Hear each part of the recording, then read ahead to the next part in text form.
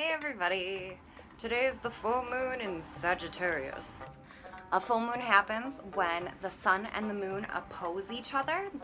They're on opposite sides of the zodiac wheel. So that means the moon today is in Sagittarius.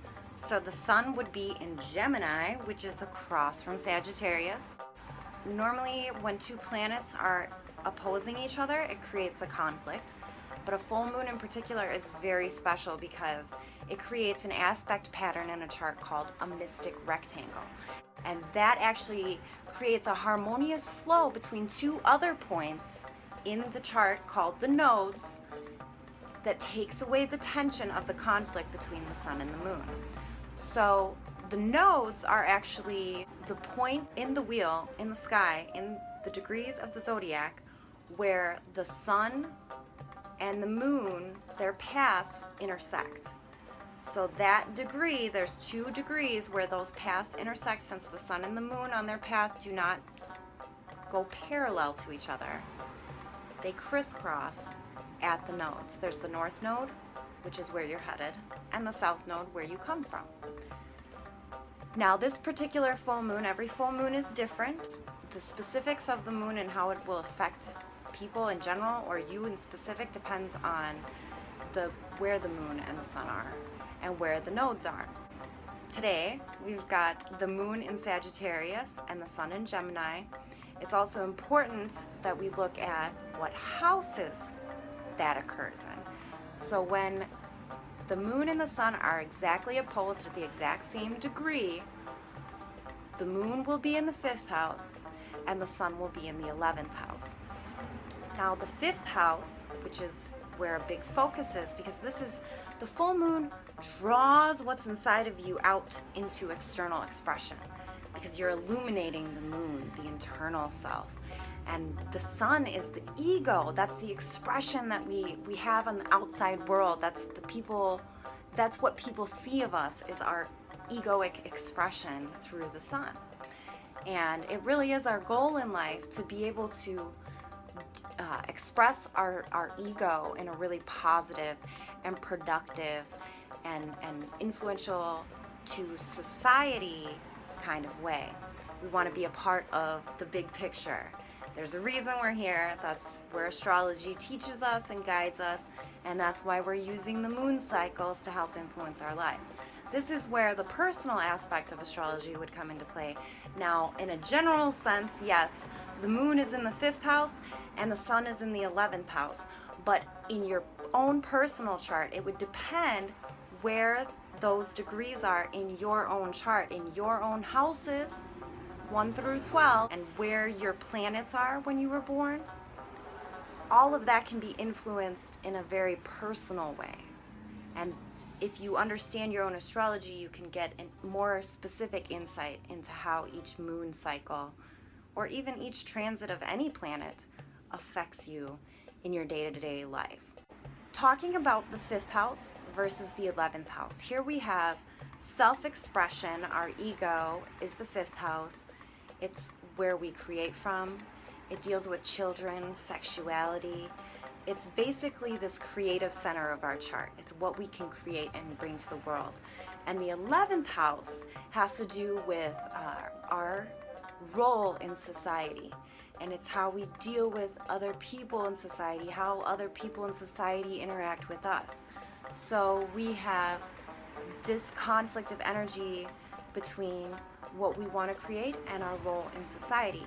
And now, because this energy is dealing with Sagittarius versus Gemini, we have this desire, the feeling of the moon in Sagittarius in the 5th house, of wanting to create and express ourselves and expand our horizons. And it's in conflict with, how we appear to other people and our role in society so far, and how other people interact with us and see us, and how we can relate to them on a mental level.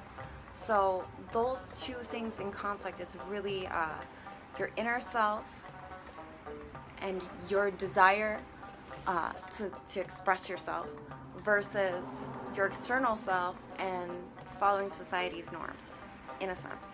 I wouldn't say society's norms, the norms that your group of people expect of you. Okay, so we have other people's expectations in how the groups and the atmospheres that we're a part of versus how we want to expand ourselves and really express ourselves for what is really inside of us. Okay, so we might have built a foundation based on the groups that we're a part of so far, but we're recognizing that we want more. Okay, that maybe we're not getting everything out of that.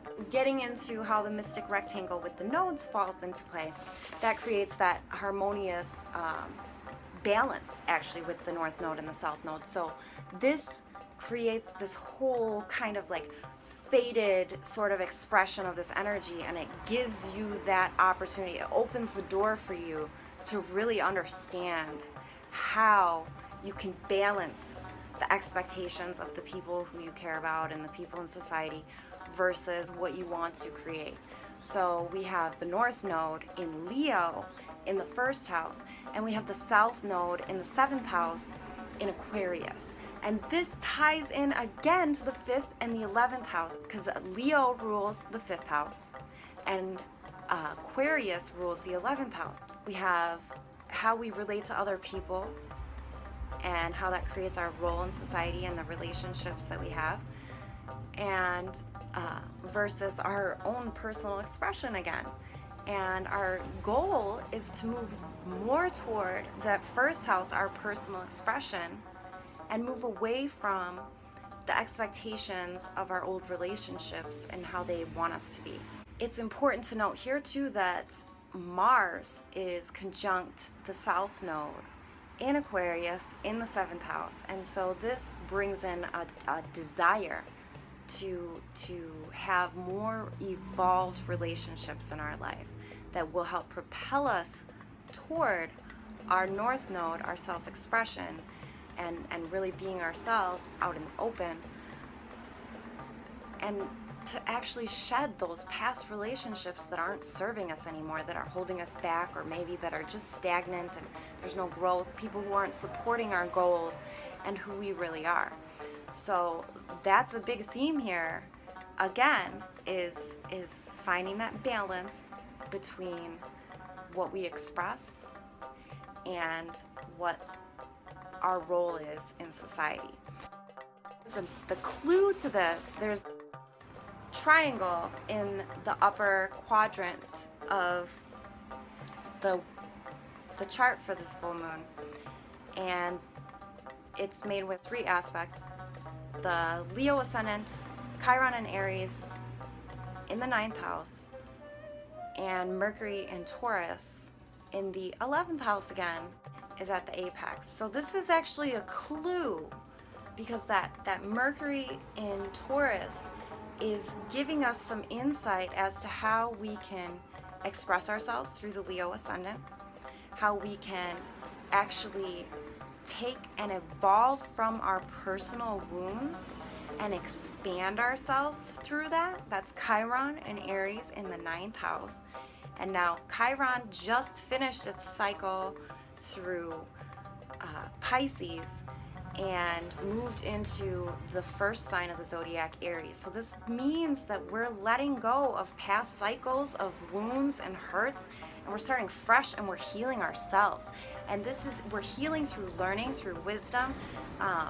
And so what we're learning and the wisdom that we're gaining, we're figuring out how we can express ourselves in a proud way, in a creative way, in a way that feels right to us through our talents, our skills, our tribe. You know, we can express ourselves in our tribe of people. That's one of the beauties of the Leo energy, is that kind of like being a leader in a group of people, or being passionate about the family, the tribe that you're a part of. Chiron and Aries, that's transitioning from our old wounds into self-healing and expansion, using that wisdom from that to figure out how to express ourselves. And again, this is about expressing ourselves in the 11th house, and that's through the groups of people that the part, our role in society.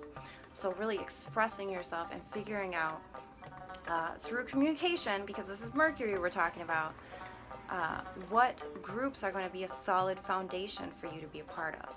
So that's something to start thinking about as we move through this full moon. What groups are you a part of now that maybe you don't feel like you're moving forward with?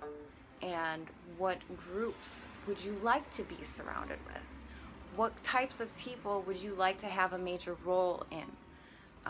This is really important to figure out. But there's one thing when it comes to these little quadrant triangles. There's a missing piece, because if you added a grand trine to this, it would create a formation in a chart called a kite. The missing piece would be a 29 Scorpio in the 5th house. So we're back to this 5th house where the moon is, the full moon is actually happening. And that's that self-expression. And now with Scorpio energy, that is deep psyche penetrating. This is purging out all the BS and getting down to really understanding at the core what is real and what is fake and what needs to shed so that you can move forward into the new cycle of rebirth. And now we'll come back to this because Scorpio is a big deal in another aspect that's going on during this full moon. We do have one conflict that's Venus in Cancer in the 12th house, and it's opposing Saturn in Capricorn in the 6th house. And now this means that our desire to feel and connect to our place in existence is at conflict with our need for capital and structure to survive.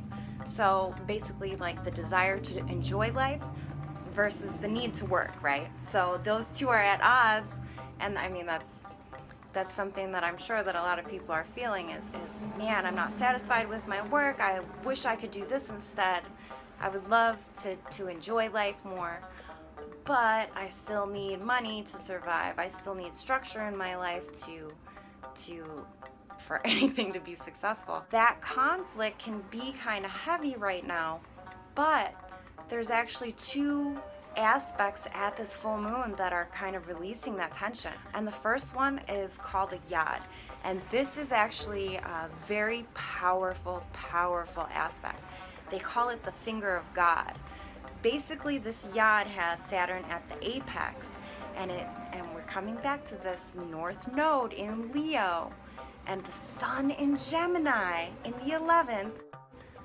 So proud self-expression of your talents, and the sun in Gemini in the 11th, it's how you can express yourself truly, your ego among the groups that you're part of, lead to the ease of the tension, and it's the key to understanding that Saturn in Capricorn in the 6th house of work. We're being given an opportunity right now through this full moon to truly understand how we can balance what we desire to do with our lives and how we can actually have the structure in our lives to be able to survive at the same time. So this is such a beautiful, wonderful gift we've been given right now. And it's really important when setting your intentions to understand that this is the dynamic at play. So we have such a huge opportunity to clear out all the BS to move forward how we want to live our lives. The other aspect that's coming into play that releases this tension is this huge grand water trine. It involves Venus in Cancer in the 12th house. So there's that opposition between Venus and Saturn being eased up by this grand water trine. We've got Neptune in Pisces right on the 9th house cusp. Oh, it's so exciting. And then we've got Jupiter in the 4th house, but we have Psyche, the asteroid Psyche, right on Jupiter. So we were talking before about that Scorpio energy being the key to understanding how to express yourself.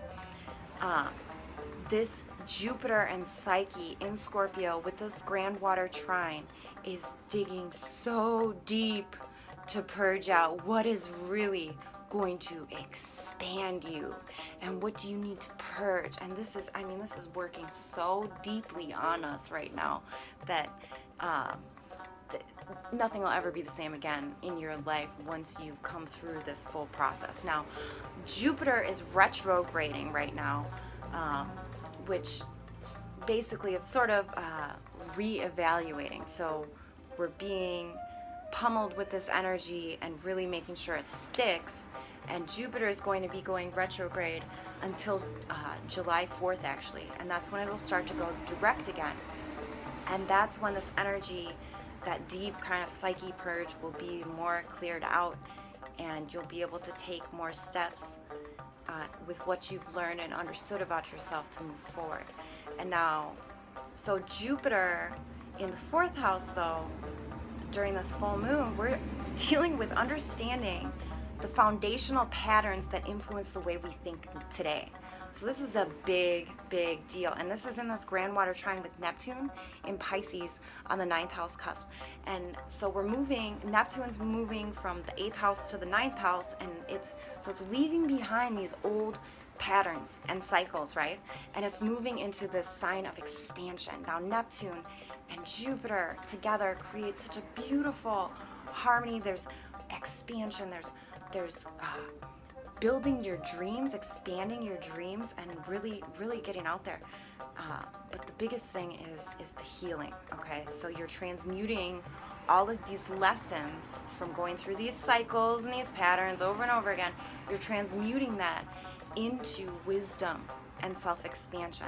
This is also making this grand water trine with the Venus in Cancer. So back to this Venus-Saturn opposition. The 12th house has to do with our deep subconscious mind, okay? And this is actually, with Venus and Cancer there's a desire and a value on actually nurturing what's deep down inside of you. And so, and it's also, it's pulling up your subconscious motives and your subconscious desires, okay? So this grand water trine is incredibly powerful and incredibly beautiful.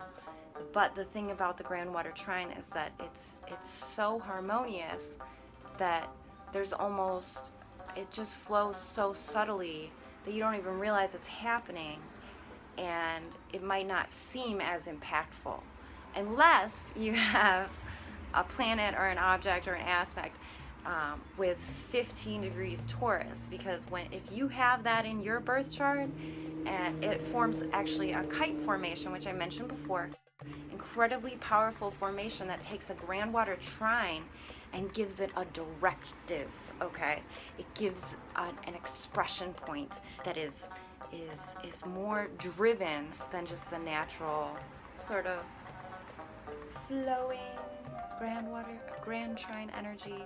The kite brings it to an apex, and that actually shows you where to direct that energy. So if you have a planet or an object or an axis at 15 degrees Taurus, you are going to get some incredible insight into how that object or axis or planet is important and crucial in your life.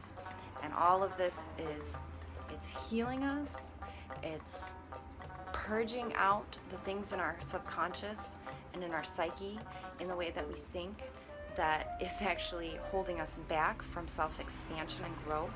It's teaching us what we should be expressing through Jupiter and Psyche in Scorpio in the 4th house. Scorpio, 29 degrees Scorpio is that missing point too, where our psychologically we're going to be drawn to trying to understand, okay, so what should I be expressing? And everything else is helping us to really understand how to get all of that in balance, how to express ourselves so that we can still survive.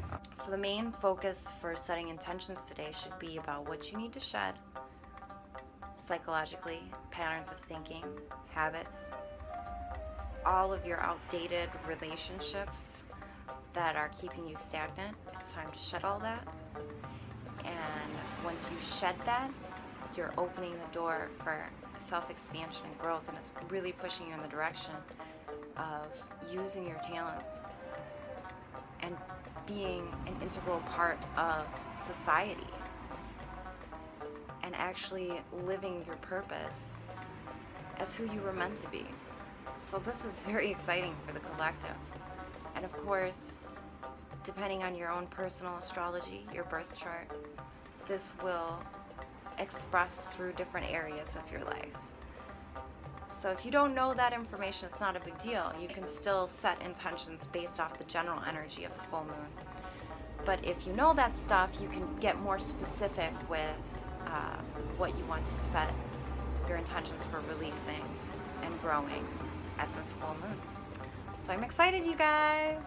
Have a great day.